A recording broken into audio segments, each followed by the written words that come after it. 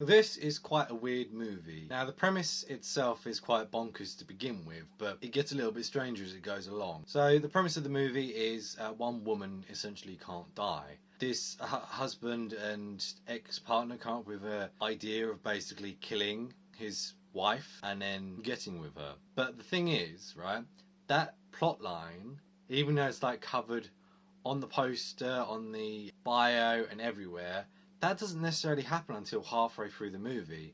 The majority of the first half is actually dedicated to Helen, who is extremely jealous of Meryl Streep's character because she keeps on taking her boyfriends and marrying them.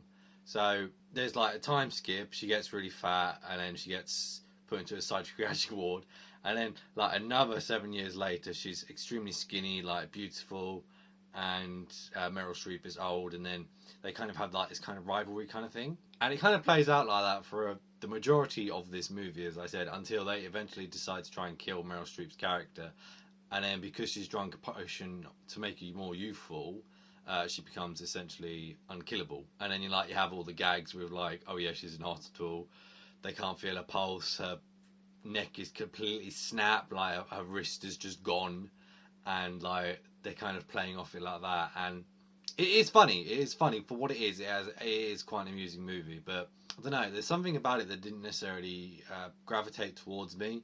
I don't know if it was because it was like a runtime of an hour and 40 minutes, and like throughout that whole runtime, not really much happened apart from not a lot happened, and like I tend to need like something, some character development or something to kind of sink my teeth in, and this movie didn't necessarily have that. I did really like Bruce Willis's character. He wasn't like playing like his normal die-hard role.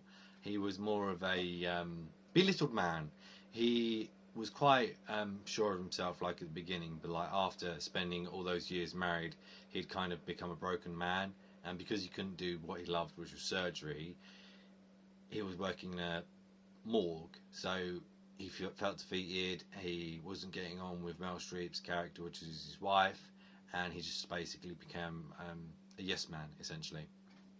That was quite interesting, and like seeing him kind of deal with both of the women, and because they're not necessarily fighting for him, because neither of them really like him very much. They're just trying to use him for their own game, and like when he does kind of get into it a little bit more with regards to Meryl Streep's character, needing like a bit of a makeover, because of course she's unkillable, but at the same time her body does feel the effects of death, if that makes sense.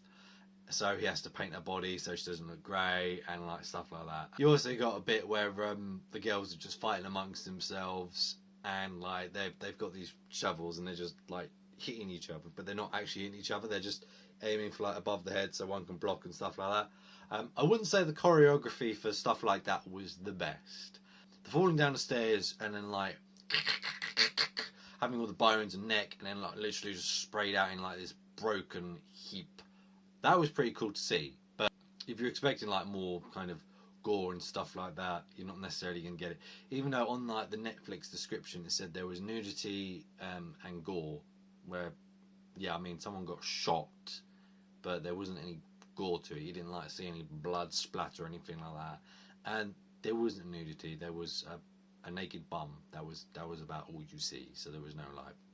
Overall, I enjoyed watching this movie. It was decent enough to enjoy, but it's not something I would say, oh yes, I would definitely recommend it or go watch it straight away.